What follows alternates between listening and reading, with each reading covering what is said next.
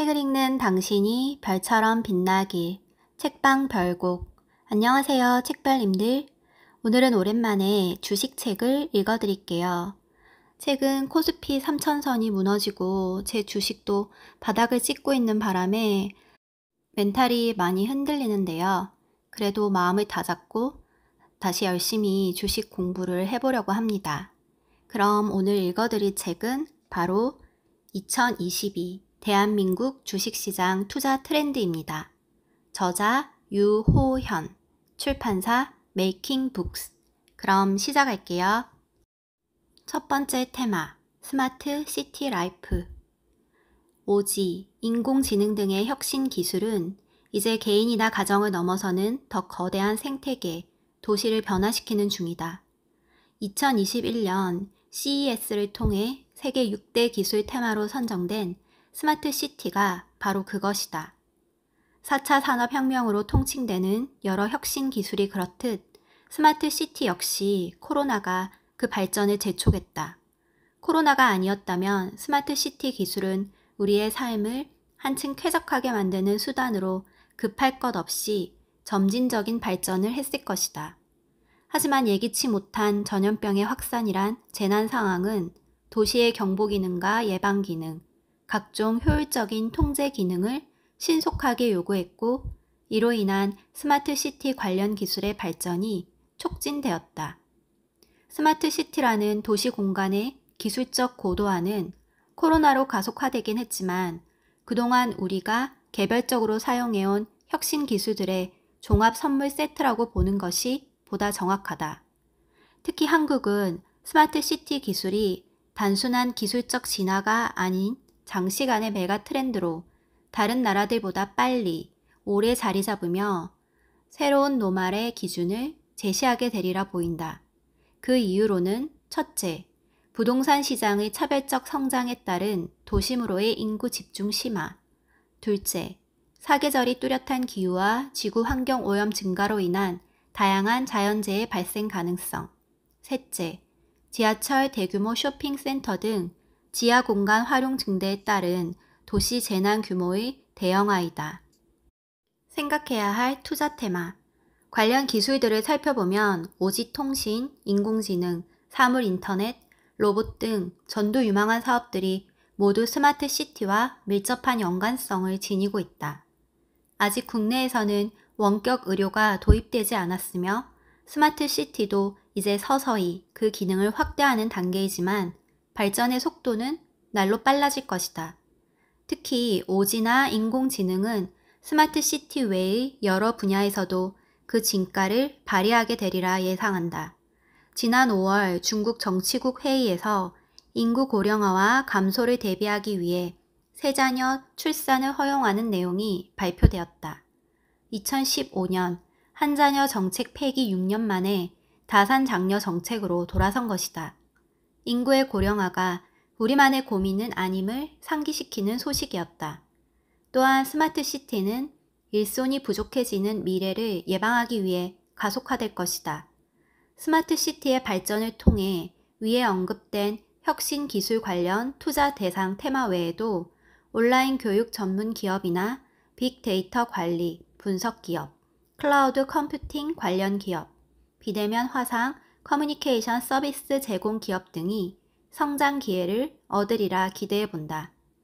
스마트 시티를 통한 삶의 질 향상이 기대되는 것은 당연하지만 스마트 시티가 제공하는 다양한 기술적 혜택이 개인의 사생활을 침범하거나 동의되지 않은 감시의 수단, 정보 유출로 이어지지 않도록 통제 가능한 범위 안에서 관리되어야 할 것이다.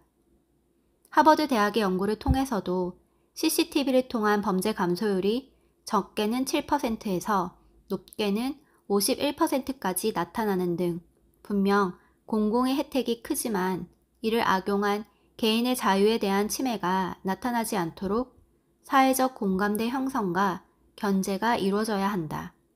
지난 6월 보도에 따르면 세르비아의 수도 베오그라드에 8천여 대의 카메라가 설치되면서 시민과 차량을 모두 추적하는 감시 도시가 되었다는 우려가 보도된 바 있다.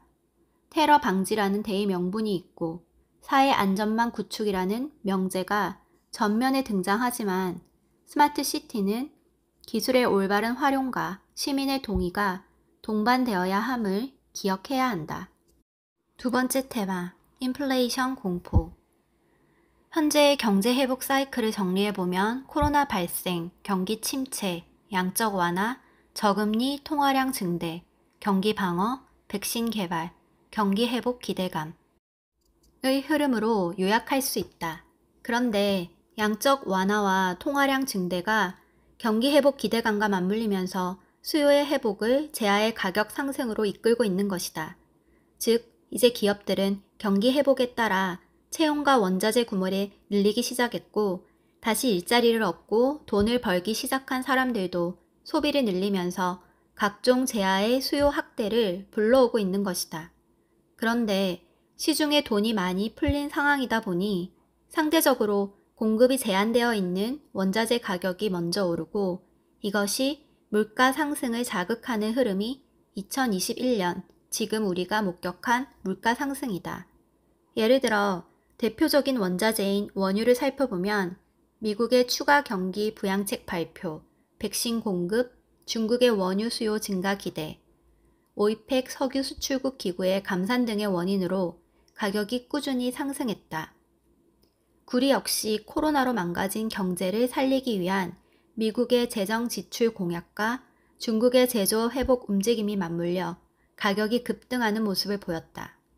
여기에 팔라듐과 같은 일부 원자재들은 그린 뉴딜 관련 필수 원자재로 부각되면서 수요가 생산을 크게 앞지르며 가격이 상승하는 흐름을 나타냈다. 특히 우리나라는 원자재 생산 국가로는 보기 힘든 무역 구조를 지니고 있는데, 이는 그만큼 우리 생활에 원자재 슈퍼사이클이 큰 영향을 줄 수 있음을 의미한다.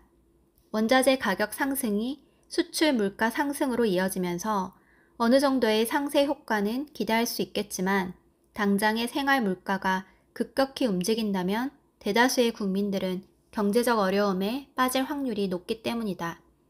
그렇다고 해서 물가를 잡기 위해 사용되는 정책 중 하나인 통화량 흡수, 금리 인상을 진행할 경우 대출 금리 상승으로 인한 가계부채 부담 증가, 부동산 시장 및 주식 시장 등 자산 관리 시장의 동반 가치 하락으로 연쇄 반응이 나타나면서 체감 경기의 저하는 더 크게 다가올 수 있다. 2022 생각해야 할 투자 테마. 물가 상승은 경기 과열이나 유동성 과다의 신호로도 감지되는 만큼 금리 인상과 테이퍼링을 야기할 가능성이 있다. 그렇다면 투자 관점에서는 금리가 상승할 것을 염두에 둔 금리 상승 수혜 산업에 대한 관심이 필요하다. 금융업종은 금리 상승에 대해 수혜를 입게 되는 대표적인 업종이다. 은행은 물가와 금리가 오를 때 이익이 늘어나는 특징이 있고, 보험사의 경우 변액 보증 준비금 적립 부담의 완화나 신규 투자 이원 상승 효과로 불확실성이 낮아지는 수혜를 기대할 수 있다. 물론 금리의 상승과 가계부채의 부담이 예상하지 못한 부실 채권에 의한 피해나 자산시장 부진에 따른 고보수 상품의 판매 감소 등 변수로 작용할 수도 있지만, 과거의 흐름을 놓고 보았을 때 그래도 상대적으로 타 업종 대비 양호한 성과를 기대할 수 있을 것이다. 그리고 지속적인 수요 증가가 예상되거나 경기 회복에 따른 수요 회복이 예상되는 원자재에 대한 투자 관점의 학습 역시 요구된다. 특히 구리처럼 그린 뉴딜에 필수적이면서 그 수요가 다양한 원자재나 배터리 산업과의 연계로 인해 수요가 꾸준히 증가할 수 있는 리튬 등 단순히 물가 상승에 의한 원자재 슈퍼사이클에 기대기보다는 원자재별 미래 산업과의 연관성을 살피는 노력이 필요하다. 물론 원자재에 대한 투자는 농산물처럼 컨트롤하기 어려운 기후의 영향을 받아 변동성이 심화되는 경우도 있고, 원유처럼 정치적 문제나 군사적 긴장감이 변수로 작용하는 의외의 상황에 대응해야 하는 어려움도 있기에 특히 유의해야 한다. 또한 실물에 대한 투자가 이뤄지기보다 해당 원자재의 가격에 연동한 선물 투자 등 파생 상품으로 투자가 이뤄지는 경우가 많기에 투자를 위해서는 스스로의 학습과 더불어 전문가와의 상담이 중요할 것이다. 물가는 경제의 현 상태를 나타내는 체온계와 같다고 생각한다. 열이 너무 많이 나도 안 되고 급하게 내려가도 문제며 항상 통제 가능한 범위 안에 유지되도록 신경 써야 하는 예민한 수치이기 때문이다. 하지만 고열에 시달리거나 몸살이 나는 경우를 대비하기 위해 해열제를 구비하듯 의도치 않게 찾아올지 모르는 경제의 체온 상승에도 차분히 준비하고 미리 고민해보는 시간이 필요하다고 생각한다. 지금처럼. 2022 마지막 테마 리코노믹스.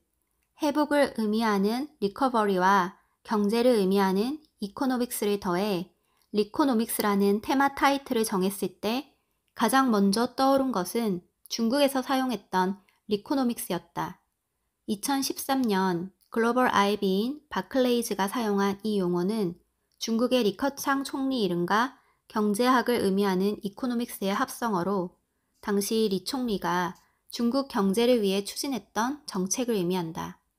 리커창 총리는 중국 경제를 위해 인위적인 경기 부양 자제를 비롯하여 구조 개혁, 부채 감축을 주요 정책으로 추진했었다. 물론 이번 글의 마지막 테마이자 에필로그로서 결론의 성격인 리코노믹스는 이하는 무관한 회복 경제라는 의미로 타이틀을 설정했다. 2022년은 실제로 코로나가 종식되건 아니면 코로나를 곁에 두고 지내는 삶이 익숙해지건 회복의 경기 분위기가 조성되리라 기대한다. 그리고 그 안에서 각자 상상의 나래를 통해 다양한 투자의 기회를 찾을 수 있으리라 믿는다. 그래서 나도 복잡한 근거는 뒤로 하고 오직 상상만으로 두 가지 투자 아이디어를 떠올려 봤다. 첫 번째, 트래블 버블, 골프장 버블을 터뜨릴까? 백신 접종이 이어지면서 정부는 트래블 버블, 여행 안전 건역 협약을 추진한다고 밝힌 바 있다. 제한적이긴 하지만 지난 2년간 막혀있던 국외로의 항공길이 조금씩 열릴 준비를 하는 것이다.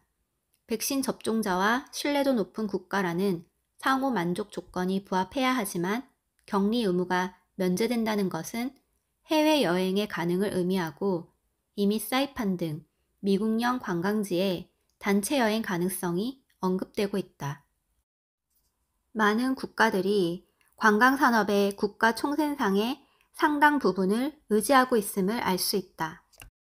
유럽은 대륙 전체를 놓고 보더라도 GDP 중 약 10%가 관광산업으로 구성되어 있는 지역이다. 이 외에도 한국인들이 자주 방문하고 선호하는 관광구역인 동남아시아의 필리핀과 태국도 상당히 높은 관광산업 의존도를 보인다. 해당 국가들은 핵심 관광 도시들에 대한 방역을 극대화하여 경제적 위기를 탈출하고 회복의 기회를 얻고자 할 것이다. 이럴 경우 경제나 투자 측면에서도 많은 변화를 예상할 수 있다. 우선 관련 산업의 실적 턴어라운드를 예상할 수 있는데 대표적으로 여행업종, 항공운수업, 호텔 숙박 리조트 산업, 면세점 등 유통산업 등을 떠올릴 수 있다. 이미 2021년 중반 해당 이슈로 관련 업종들의 주가는 한 차례 기대감을 반영하기도 했다. 이와 함께 생각할 수 있는 변화는 부동산 시장이다. 근거에 기반하기보단 앞서 언급한 바와 같이 상상에 기반한 추론이지만 해외여행이 막히면서 국내 관광지들은 상대적으로 수혜를 입기도 했다. 물론 국내 관광산업도 사회적 거리두기로 심각한 타격을 입었지만 일부 업종, 업체들은 오히려 이전보다 더 나은 실적을 올리는 기회를 누리기도 했는데 대표적으로 소규모 비즈니스, 미팅 성격을 겸비한 골프장 등이 수혜를 입었다고 생각한다. 4인 단위 라운딩이 이뤄지는 골프장은 취미 목적이든 비즈니스 목적이든 코로나 기간에도 여전한 인기를 누렸으며 갈 곳이 없어진 사람들의 손에 꼽히는 힐링 수단으로 여겨졌다. 최근에는 연인 간 데이트 코스로도 인기를 얻으면서 부킹이 쉽지 않은 품귀 현상까지 누리고 있다. 이런 대중화와 호황 속에 몸값이 급등하며 홀당 100억을 호가하는 등 4년 만에 2배 이상 가치가 오르는 골프장까지 등장했다. 그런데 이와 같은 호황이 2022년에도 지속될까? 두 가지 측면의 고려가 필요하다고 생각한다. 우선 해외 유명 여행지들은 백신 보급 속도가 빨라질수록 손님 맞이 준비에 가속도를 낼 것이며 각종 인센티브를 내세우며 매력 경쟁에 나설 것이다. 특히 한국 관광객들에게 골프 관광지로 매력도를 높여왔던 동남아는 한층 적극적일 것이다. 왜냐하면 해당 지역도 유럽 못지않게 관광산업 의존도가 높은 데다 특히 한국 관광객들은 큰 고객이었기 때문이다. 일례를 들어 한국 관광객 1명이 방글라데시로 여행을 가면 약 9명의 일자리가 발생하는 고용 창출 효과까지 톡톡히 누릴 수 있다. 만약 한국의 트래플 버블이 동남아 일부 지역까지 제한적으로나마 풀린다면 어떻게 될까? 고요했던 동남아의 골프장들은 한국 관광객들로 인해 활기를 띠게 될 것이다. 몸값이 비싸지고 부킹이 어려운 국내 골프장을 떠나 그동안 목 놓아 기다리던 해외여행과 동시에 골프 투어도 해외로 이어질 수 있는 것이다.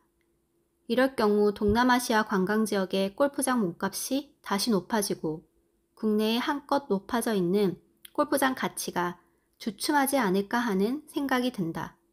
또한 스크린 골프장의 확산과 앞서 살핀 바와 같이 확산되는 메타버스 기술의 급성장은 MZ세대들에게 공기 좋은 곳에서 즐기는 운동 겸 비즈니스의 최고봉인 골프가 확실한 우위를 점할 것이라고 단정하기 어렵다. 그래서 개인적으로는 관광 관련 산업의 실적 턴어라운드와 더불어 국내 골프장의 자산 가치 정체와 해외 관광지의 부동산 가치 상승이 일어나지 않을까 상상해 보았다. 7번째 테마, 가상화폐.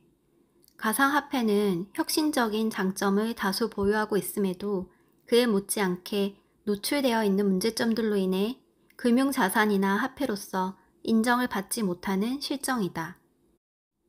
하지만 가상현실 세계의 발전과 함께 속도의 차이는 있을 수 있지만 꾸준한 단점 보완과 성장을 이어갈 것이다.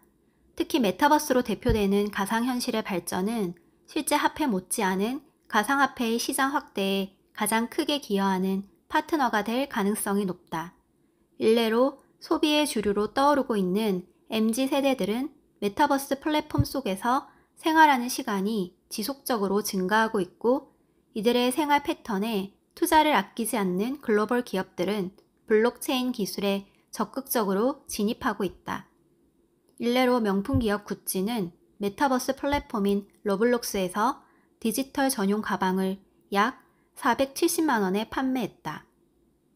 디지털 의류나 게임 아이템 시장 규모가 2년 전 123조 원 규모에서 2021년 올해 145조 원까지 성장하리라는 전망을 프랑스의 금융그룹 PNB 파리바가 내놓기도 했다. 특히 가상화폐 기술이 접목된 대체 불가능 토큰, 일명 NFT도 놀라운 속도로 발전하고 있다. 유일무이한 디지털 증명서라는 의미를 담고 있는 NFT는 복제와 위조, 변조를 막을 수 있다는 장점 덕에 일종의 담보수단처럼 여겨지고 있으며 NFT를 활용한 가상 상품도 실제 거래가 이뤄지면서 사람들은 비록 가상세계의 자산이지만 나의 가치를 저장해주거나 담보해주는 수단으로 실제 통화를 투자하여 가상자산을 매입하는 트렌드가 나타나고 있다.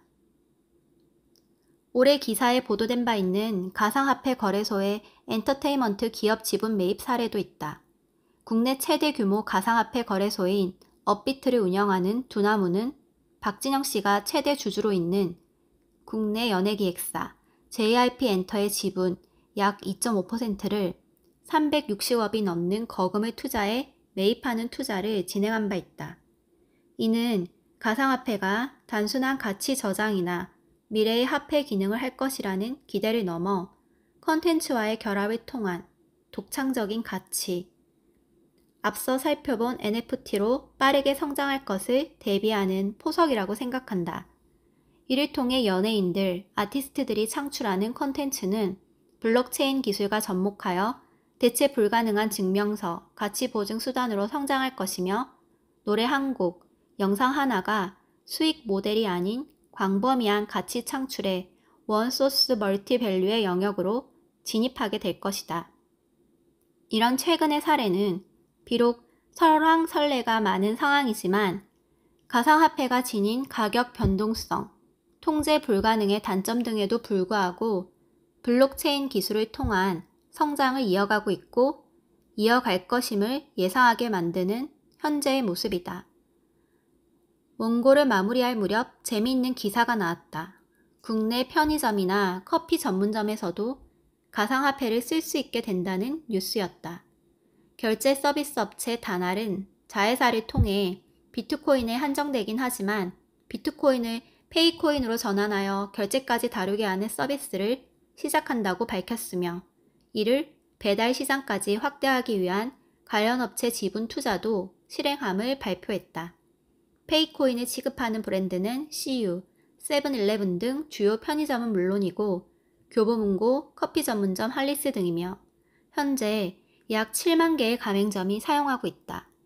멀게만 느껴지던 가상화폐의 화폐 기능이 점점 현실로 다가오는 중이다. 여기까지 제 오디오북 잘 들으셨나요? 더 자세한 내용은 책을 구매해서 읽어보시기 바랍니다. 그럼 구독, 좋아요, 알림 설정 부탁드리고 다음 영상으로 만나요. 들어주셔서 정말 감사합니다.